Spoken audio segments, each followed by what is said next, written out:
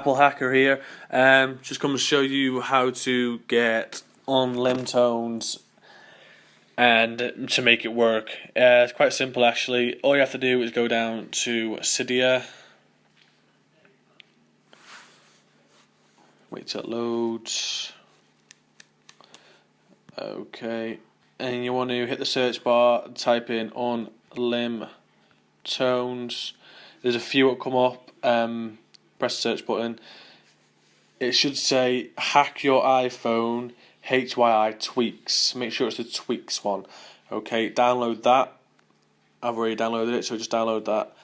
And then after you downloaded Ringtones, you want to download Tone Enabler.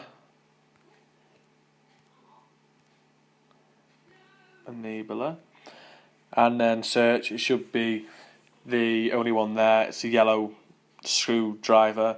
Click on that. It's my big boss, so you want to install that. And after you installed that, you can go on to the Ringtones. Let's say top ringtones. Let's say wiggle. Click when you want it to start from. Say from the start.